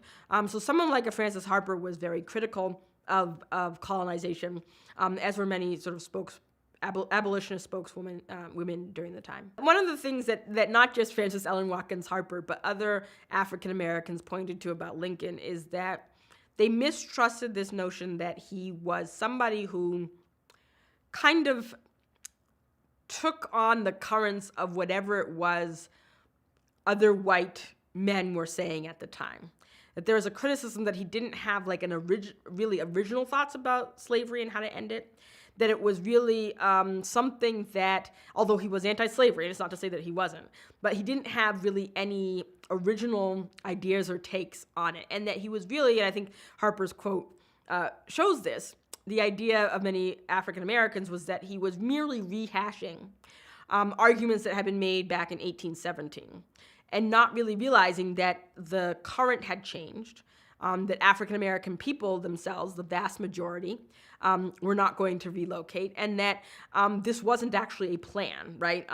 Harper and others would argue this is not a plan for American rearranging American and revolutionizing American policy. It's kind of an opinion, but it's not really a plan. So there was a lot of criticism for him for that, as Harper would point out. There was also a lot of criticism for him because the question of what were you going to do with all this land that Southerners abandoned? and that black people were still on, and that black people were farming, and in some cases were being paid to farm, and yet there's no policy enacted that puts that into law, right?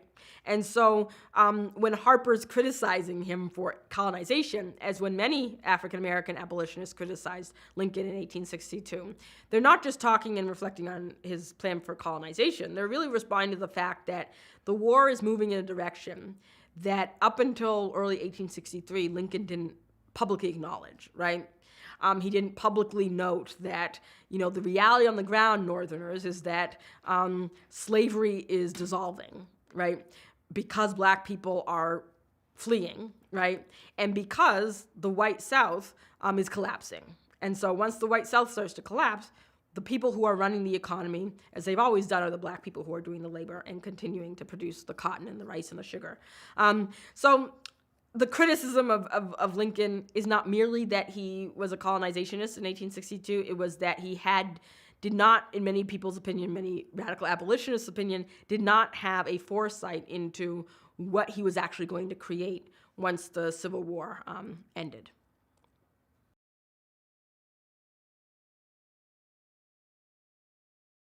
So the Emancipation Proclamation was a political document, albeit a significant parameter-changing political document. And so one of the things that Lincoln wrestled with from the beginning of Southern secession was the fact that you had Southern states that seceded, so they're creating the CSA, Confederate States of America.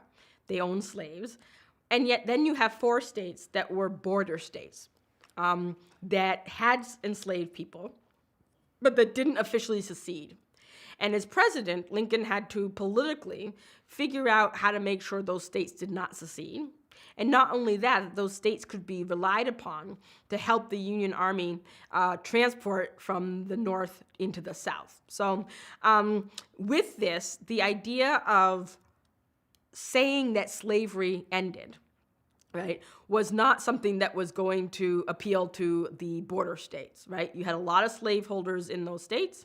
You had a lot of enslaved people in those states. And so politically, Lincoln struggled with the idea of how to appeal to them. By 1862, the Battle of Bull Run, the idea that, this war but with the southern states was not going to end quickly, which had been the mistaken belief of many in the North, Lincoln began to consult about making emancipation a condition if the South refused to return to the Union, knowing that probably the southern states that had seceded would not return to the Union, but also knowing that the border states, in all likelihood, could not then take this as an assault on slavery as an institution.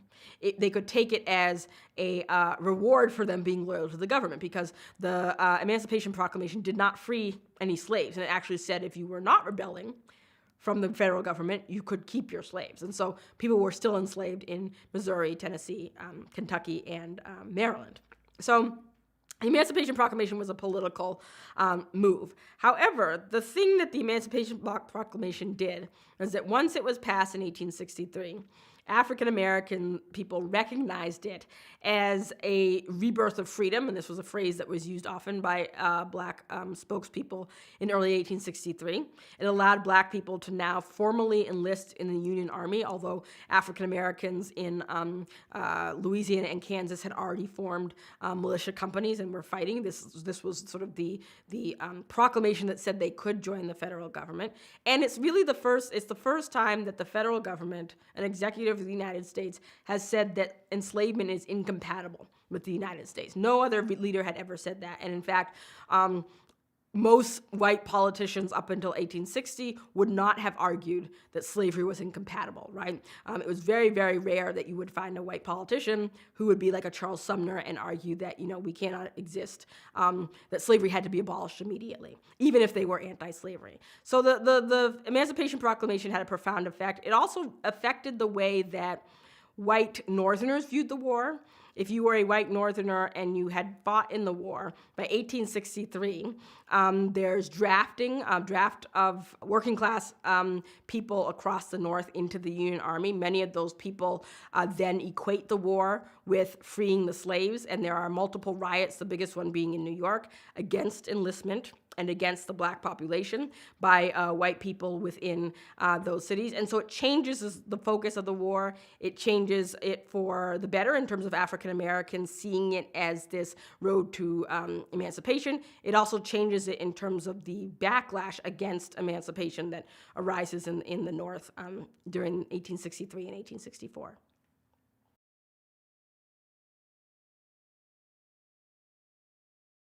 So Washington, D.C., as the capital of the United States, had been arguing over the place of slavery within Washington, D.C.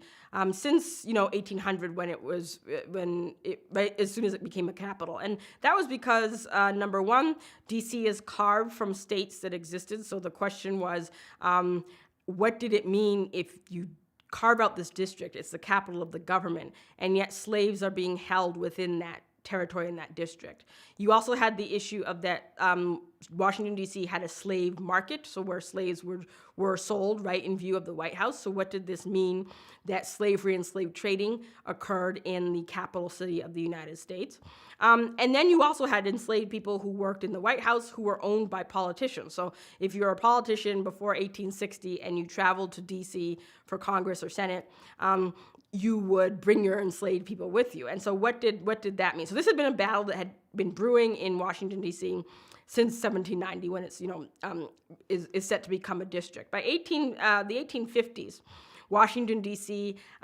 Was one of the southern cities that actually had more free black people in its environs than enslaved people, but slavery still existed. And because it was the capital, slave owners would travel in and out with their slaves, which became a strain on the free black community and also on, well, what did that actually mean? Should you be allowed, as a slaveholder from Mississippi who had such a say in the government, be allowed to bring your enslaved person with you, keep them enslaved, and then return to Mississippi? So by 1850, the slave trade through the Fugitive Slave Law was outlawed, but slavery was still allowed to exist in Washington, D.C. By 1862, abolitionists had been urging, this had been going back 30 years, for an abolition of slavery within the country's capital, arguing that two things. One was that it was not legal to hold enslaved people because it was a district and not a state. And number two, because on the moral grounds that it was sort of this black eye, as Theodore Weld would say, on the eye of the nation. And so 1862, slavery was ended in Washington, D.C., but the caveat was that slaveholders should be compensated for their slaves that they quote unquote lost by their slaves being free. And compensated emancipation was something that politically people in the government had been arguing, but something that abolitionists in particular argued was untenable, right? That you should not be paying people and compensating people for the release of their enslaved people.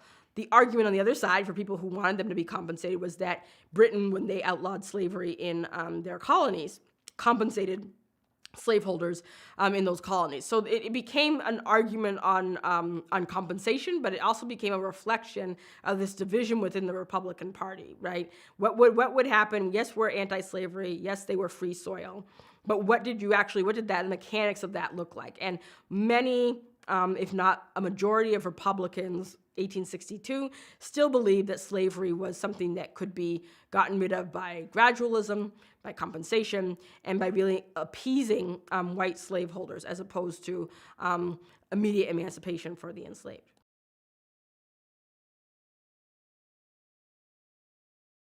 I would say the moment you have the creation of enslavement on North American soil is the moment you have enslaved people contesting and pushing back against that. Going back to the 17th century. Slavery waning and kind of morphing in the 18th century. across the New England states, but sort of growing across the South by the time you have the Revolution. Slavery becoming so entrenched in the United States in the early 19th century before the Civil War that economically and politically, the Civil War was the only mechanism that could have happened, that could have ended enslavement. There was no sign in 1860 that slavery was ending. In fact, slavery and profits were at an all-time high. There was no sign that southern states were going to relent and stop spreading slavery into the West. In fact, they had every reason to continue spreading it into the West. And there was no, indication that the southern states would not have designs on spreading slavery and the American empire into Central and South America. So the Civil War was something that ended slavery decisively, and that was a long time coming. I would say in terms of emancipation really didn't start to come about until, a century later, I would say in the 1960s, because you have this very entrenched system of racial hierarchy in the United States, but specifically in the post-Civil War South, in which this idea, that old Southern idea that enslavement is natural, that black people are naturally meant to be servers of white people, that black people are naturally not as intelligent as white people, that black people are actually not fit to be involved in politics. That really carries over definitely into today, but definitely up through the 1960s. The whole argument over whether black men should be given the right to vote, in the 1870s, hinges on this notion. The whole idea on whether black people should be compensated and receive reparations for slavery begins in the 1860s and is not entirely resolved. And so I would say emancipation, I think we need to look at emancipation as this long process. Definitely slavery itself is outlawed and ended constitutionally in 1865, but slavery itself takes on different forms until it's formally no longer enshrined in law in the 1960s.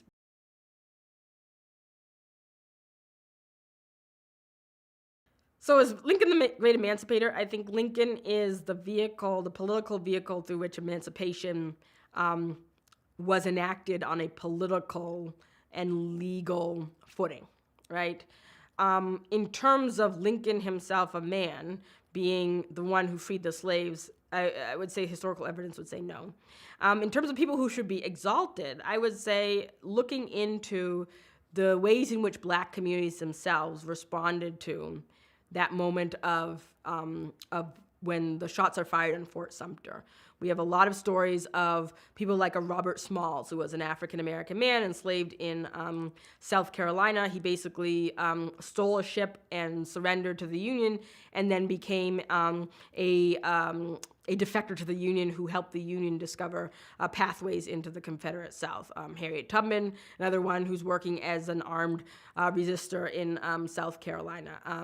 Definitely the black women who went into the South as the Civil War occurred to educate newly freed or freed people in the South. And so I think it requires us really reconceptualizing what the Civil War was, and reconceptualizing what slavery was. If we put African-American people at the center of slavery in the United States, it makes it difficult to argue that somehow a single politician is elected and slavery ends. Again, that's not to say that Lincoln did nothing for the country. In fact, politically, he is the vehicle through which slavery ends. But how does that happen? And then that begs the question of how then we look at any type of movement that causes profound social, political, and economic shift.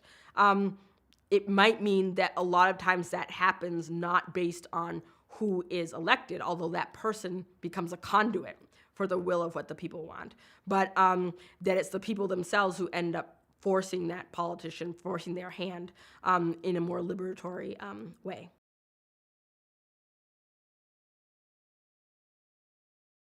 Well, I think that if you were to look at many white Southerners, the answer would be no. If you were to look at African Americans themselves, And even if you were to look at some white people right when slavery ends and the plantocracy is being dismantled in the 1860s, who did believe that there was a place for a true democracy in the United States, that those were mostly black people, but also there were people who believed that this had to happen. I'm thinking of Charles Sumner, Thaddeus Stevens, people who by the late 1860s were really committed to the idea that black people needed the right to vote, that they needed land.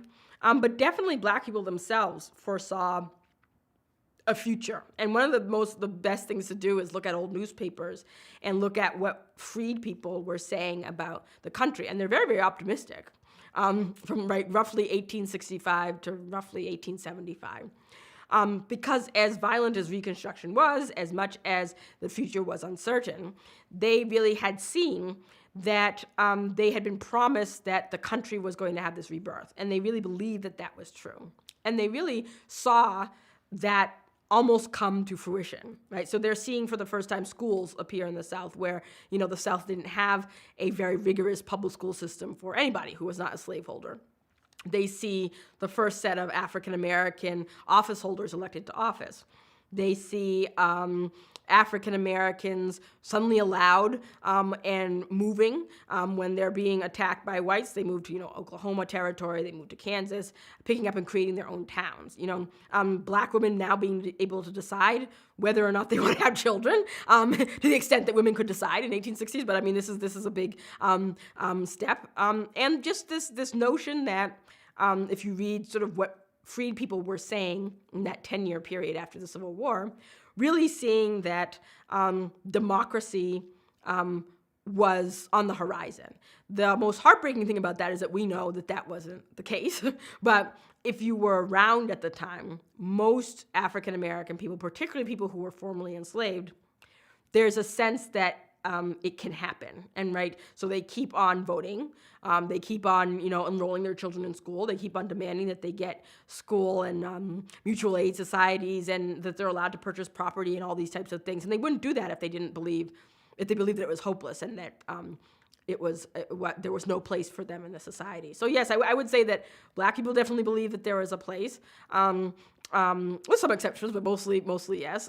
I would say that there's even a small, albeit very small, group of white radical Republicans who did have a vision that the federal government would represent people based on consent of the governed, right? And that there's this period, Reconstruction, where there were people who had that ideal. That didn't necessarily last, but they had it for a period of time before Reconstruction began to collapse.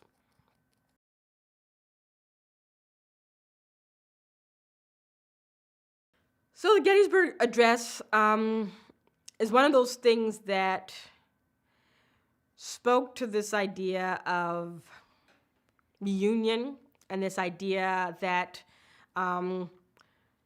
the massive destruction that took place in the Civil War was not something that was going to be in vain, and that there was going to be this new rebirth of freedom, which is one of the words that he uses towards the end. The thing about the Gettysburg Address is that it became a way that Lincoln articulated a way of hoping that many, particularly white Northerners, were not feeling at the time.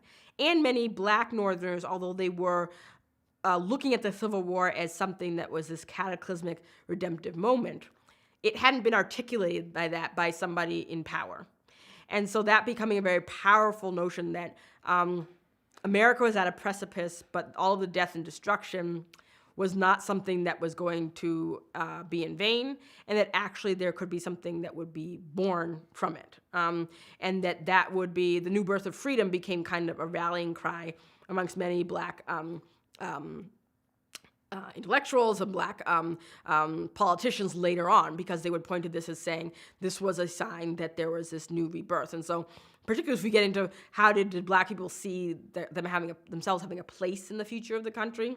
The Gettysburg Address didn't give them that, but it definitely articulated that notion that there was a future beyond the terrible moment that is the Civil War.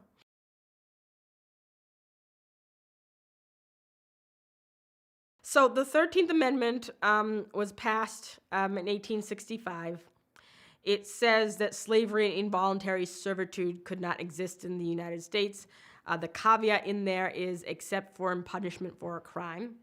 And so it is monumental, but it also was something that became a loophole that people who were not hopeful about the emancipation of black people could use to their advantage. So the monumental thing about the 13th Amendment is that it says that slavery and involuntary servitude cannot exist in the United States. So if we think that slavery begins in the early 17th century, this is now 1865. That's over 250 years of slavery. It's saying that that can no longer be. So that in and of itself is a glorious testament to sort of the idea behind the amendment. The idea, however, that enslavement itself is still something that can be practiced if somebody is quote unquote guilty. It's something that we're still haunted by today in terms of the legacy of the 13th Amendment. The fact that that little caveat in there changed the way that law and justice were conducted in the South and in the United States, and led to sort of this history of mass incarceration that we have in the United States. In terms of when slavery ended, though, for African American people themselves, the 13th Amendment marked this turning point, right? Where you finally had enslavement itself being considered something that was not viable and being written into the American Constitution. And that, therefore, the United States was something that was no longer a slave-holding society. It had the potential to actually be a society that could institute freedom and justice for everyone. In terms of when slavery actually ends, a state like Mississippi didn't specifically ratify the 13th Amendment until very recently. So we have to look at the 13th Amendment as this watershed moment in terms of African American people, but also a way in which racism and white supremacy can shift, right, and kind of adapt to the new ideals that take place. And so the fact that white Southerners adapted to this notion of except for in punishment for a crime doesn't mean that the 13th Amendment should be thrown out. It means that it shows the power in which white supremacy can adapt to a new form. And it then means that there has to be a assessment and a consideration of what the 13th Amendment actually means. So in order for a constitutional amendment in the United States, you have to have, 2/3 of the state have to ratify it. And so the 13th Amendment and the 14th and 15th Amendment, which come after it, go to the states for ratification between 1865 and 1870. And a majority of the states as they existed signed on to those. But if you were a slaveholding state and you had a convention and you didn't sign on to it, but 2/3 of the states did, it meant that became a constitutional amendment, but you as a state didn't sign it. So Mississippi was a state that never signed the 13th Amendment, given the way in the history of the South of the country. Didn't sign it up until very recently when the state legislature in Mississippi formally apologized for not signing it and agreed to sign it in the past few years. So there's that kind of deep strain of white supremacist and pro-slavery thought that still exists in parts of the country.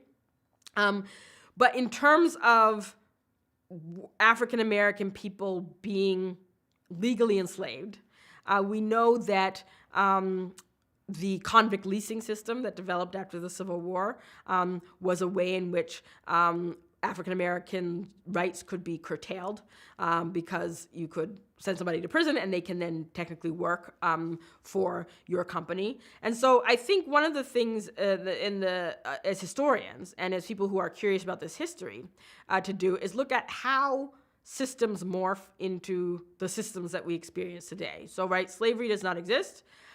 It's not even to say that we are living in a time that is like slavery, because I think that's not true. But it's to say that the systems in which we live tend to morph into something else.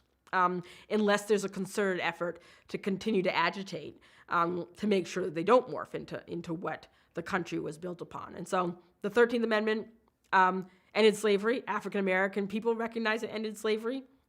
For all intents and purposes, America recognizes that it ended slavery. But unless you stamp out and find very concrete ways to ensure that those who do not want to preserve emancipation, to ensure that those people are not making the policy, it's very hard to ensure that that will become the reality that people wanted it to in 1865.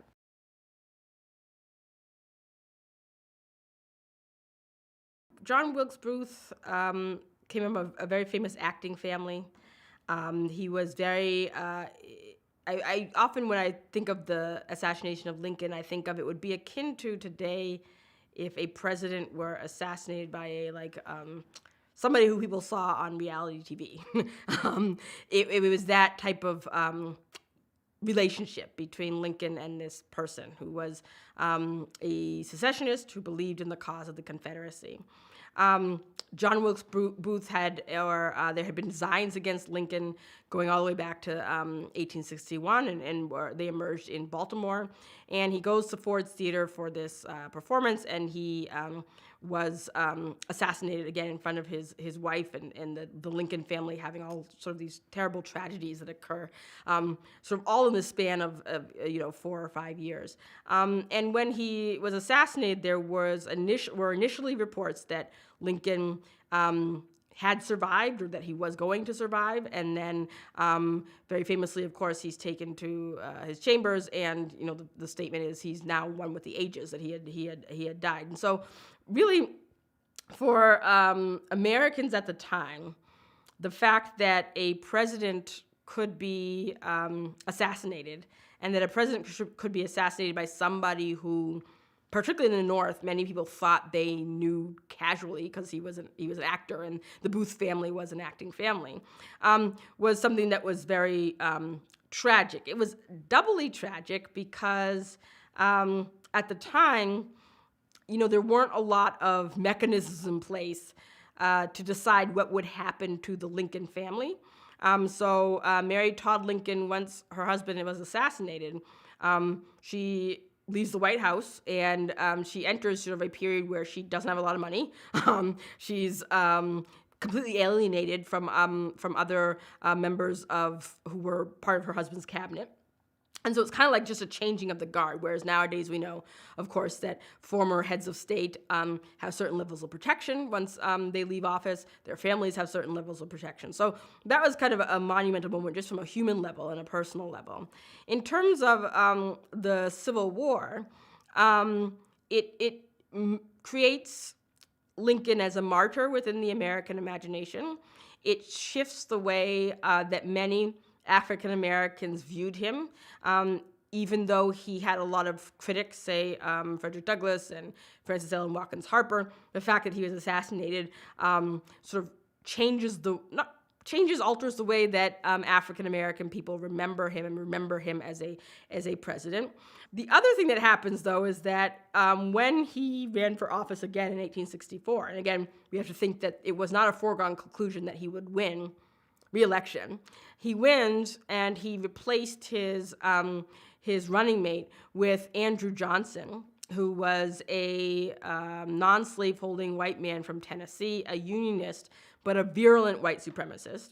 And so there was a lot of doubt amongst many in the Republican Party that Andrew Johnson was going to be able to carry forth Lincoln's vision. And we know that there were plans in Lincoln's vision to propose or support additional legislation and additional amendment that would provide citizenship for African Americans. So we know that was kind of what was mulling around in his brain and in his focus. He is inaugurated, and then he is assassinated a few weeks later. So the fact that now the replacement, the vice president, is going to be president, and that vice president was Andrew Johnson, was devastating to many abolitionists and many Republicans, because many of them recognized that there was no way Johnson was going to carry forth this vision. Lincoln might have been anti-slavery and might have been questioned Black equality and might have been somebody who, up until 1862, proposed colonization. But there wasn't any evidence that he was an Andrew Johnson who fundamentally believed that slavery hurt white people more than Black people, and that what needed to happen was that white people needed to be brought back to the country under all former terms except they couldn't be slaveholders, which was not a lot of imagination, not a lot of foresight into what that would actually look like. And so the fact Lincoln's assassination, I would say, was a devastating in terms of the project of emancipation that could have happened, even though Lincoln's conceptualization of emancipation was limited. The fact that Andrew Johnson replaced him was devastating to African Americans across the South, right? The only good thing that came from that is that it led the radical Republican wing of the Republican Party to really take control of radical Reconstruction and argue for the 14th Amendment, which gave citizenship to African Americans and all people born in the United States except Native Americans, and the 15th Amendment. So it galvanized radical Republicans, but in terms of the lives lost, the devastation caused by Andrew Johnson's presidency was unprecedented at the time.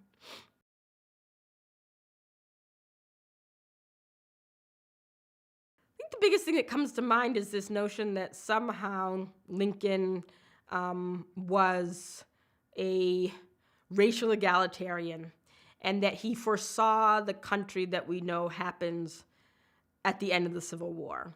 And so I think there's often this notion in myth-making about heroes that somehow they knew something that nobody else in their time knew. Sometimes that might be true, but most of that time, that isn't necessarily true. They're a person working in their time, and we just know what happens after them. So did Lincoln fully understand what the implications were of African-American emancipation? He had a vision of what he wanted that to be, particularly in the last months of his life. But in terms of what did that mean for African-American land ownership and economics and education? And what did that mean in terms of discipline for the South that would then return to the Union and had all of these violent reactions to African Americans being free? He didn't really envision that. So I think in terms of the myths about Lincoln, we have to take that at its, take it from the perspective that he didn't foresee what we often think he might have foreseen as president. I also would hesitate, though, that we shouldn't argue that somehow Lincoln didn't matter, because, you know, elections matter in the United States, as much as we can argue, and it's certainly true that, you know, the ways that they matter indicate that the system is broken in a certain way. Who was president at the time in 1861 fundamentally changed the course of the country and the course of African American and African diasporic life. And so the fact that he was president, if he had not been president then, what would have happened to enslavement? You know, it's a thought that, you know, would it have ended then, or would it have taken another 30 years, another 20 years, like it happened in Brazil? Would it have lasted throughout the end of the 19th century? You know, we don't know, but he's a man who was essential. His politics were essential to become, again, the conduit for the liberation that African American people deserved.